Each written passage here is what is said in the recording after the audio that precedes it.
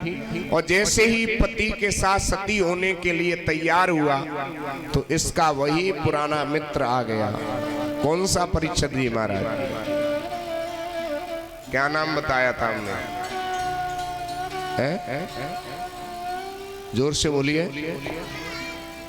कहा? जोर से बोलो ना, थोड़ा समझ में आए। कौन सा मित्र आ गया? अच्छा ठीक है, यज्ञ पत्नी अम्मा जी से पूछ लो कौन सा मित्र है, क्योंकि जो भाई लोग बात भूल जाए वो माता बहनों को याद जरूर रहती है।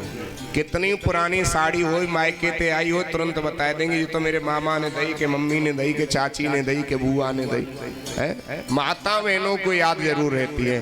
एक जगह की घटना में आपको बताऊं, एक पति पत्नी दोनों फिल्म देखने के लिए गए। फिल्म देखने के लिए गाड़ियों का, मोटरसाइकिल का जमाना नहीं था। पति बेचारा साइकिल से फिल्म दिखाने के लिए लेकर के गया है। अब दोनों ने आराम से फिल्म देखी। लौट करके जब आ रहे थे तो आपने देखा होगा आजकल जगह जगह सड़क पर फ्लाईओवर बन गए ना, जगह जगह हर जगह पर। तो पति ने जैसे तैसे साइकिल को पुल पर चढ़ाया और साइकिल जब ढलान पर आने लगी तो पति ने अपनी पत्नी से पूछा, ये बता उस फिल्म में गाना कौन सा चल रहा था? कि तुम भूल गए? कि हाँ मैं तो भूल गया। कि तुझे याद है? कि हाँ मुझे तो याद है। बता उस फिल्म में गाना कौन सा चल रहा था? घरवाली बोली उस फिल्म में गाना चल रहा था तेरी याद आ रही है। और घरवाले ने साइकिल का हैंडल छोड़ा और बोला मेरी जान जा रही है। साइकिल गिरी, ऊपर से ट्रक भी निकल गया। बोलिए गोविंद भगवान की। तो माता बहनों को याद रहती है। हाँ, दोनों डुकरियां बताओ क्या नाम था? इसका मतलब क्या? इतते कथा सुनी इधर को पार निकल गई। क्या नाम था? अविज्ञात। ध्यान दीजिए, क्या नाम था? अविज्ञात। देखिए अब इस कथा का कहने का तात्पर्य क्या है? कथा कोई बाहर की नहीं, सब अपने अंदर की कथा है। अविज्ञात कहते हैं परमात्मा को, न ज्ञातुम स अविज्ञातः। भगवान हमेशा हमारे साथ में रहते हैं फिर भी जानने में नहीं आते। क्यों? क्योंकि हमारी आंखों के सामने माया का पर्दा पड़ा हुआ है। किसी ने कहा है घूंघट के पट खोल तो ये पिए मिलेंगे। ये घूंघट का पट क्या है? माया का पर्दा। और हर व्यक्ति देखिए आजकल माया के पीछे दौड़ रहा है। माया को सब कोई भजे, माधव भजे न कोई। जो कदापि माधव भजे तो माया चेरी।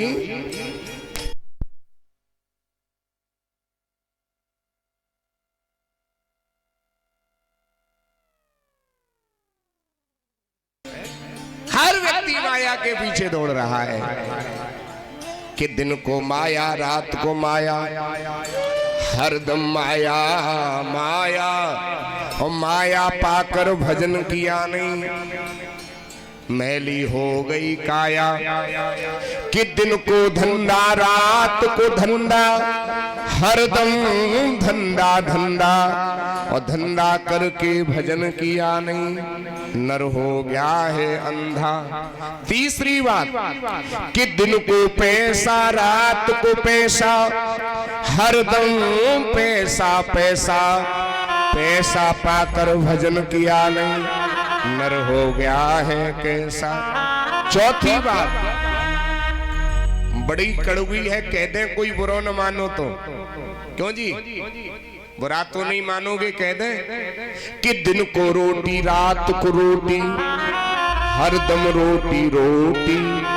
रोटी खाकर भजन किया नहीं, बुद्धि हो गई मोटी। कहा कि जो भगवान हमेशा साथ रहते हमें दिखाई क्यों नहीं देते? क्योंकि हमारी आंखों के सामने माया का पर्दा पड़ा हुआ है। तो अविज्ञात कहते हैं परमात्मा को, पुरंजन कहते हैं जीव को, पुरंजनी कहते हैं विषयी बुद्धि को। भाई बुद्धि जैसा कहती है वैसा ही तुम करते। बुद्धि ने कहा चलो कथा सुनने तो कथा सुनने आ गए। बुद्धि ने कहा नाचने लगो तो नाचने लग गए। बुद्धि ने कहा सो जाओ तो सोने लग गए। बुद्धि ने कहा भोजन करो तो भोजन करने लग गए। तो पुरंजनी कहते हैं विषयी बुद्धि को। 5 फन वाला सर्प, शरीर के अंदर जो 5 प्राण हैं उसी को 5 फन वाला सर्प कहते हैं, जरा कहते हैं वृद्धावस्था को, चंडवेग कहते हैं काल को, 365 गोरे गंधर्व का मतलब है वर्ष के 365 दिन, काली गंधर्वियों का मतलब है वर्ष की 365 रात्रियां। 9 मंजिल का भवन, कोई और नहीं, नव द्वारे पुरे देही, जब ये 9 दरवाजे का शरीर ही 9 दरवाजे का भवन है। नारद जी कहते प्राचीन बरही, कोई और पुरंजन नहीं, तुम ही पुरंजन हो, जो परमात्मा को भूल करके इस संसार की मोह ममता में पड़े हुए हो।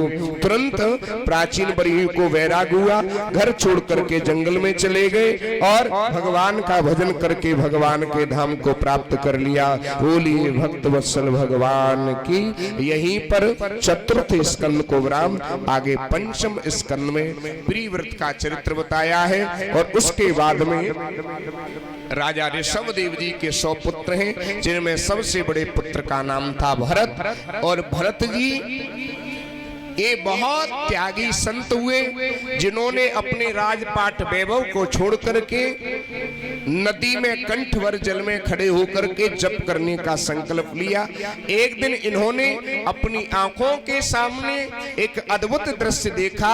एक गर्भवती हिरनी पानी पीने के लिए आई, किसी शेर ने दहाड़ लगाई, गर्भवती हिरनी थी, नदी को पार करने की कोशिश की तो हिरनी तो दूसरी तरफ जाकर के मृत्यु को प्राप्त हो गई। बीच में बच्चे ने जन्म ले लिया और बच्चे को लेकर के आए थे हर भजन को ओटने लगे, कपास उसी बच्चे के लालन पालन में लग गए। और बच्चे से इतना मोह हो गया कि अंतिम समय उस मृग के बच्चे में आसक्ति हो गई, तो उनको अगले जन्म में मृग ही बनना पड़ा। एक मृगा के नेह से धरी व्रत मृग दे, तुलसी उनकी क्या दशा जो घर घर करत स्नेह।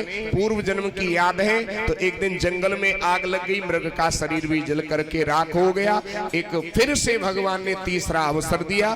एक आंग्रस नाम के ब्राह्मण के यहाँ 2 पत्नी थी, एक के बेटा बेटी, एक के जुड़वा संतान। भरत जी का वहां जन्म हुआ और वहां जाकर के भी नाम भरत रखा गया। पिता ने बहुत मंत्र रटाए लेकिन याद करके नहीं दिया, इसलिए नाम ही जड़ भरत पड़ गया।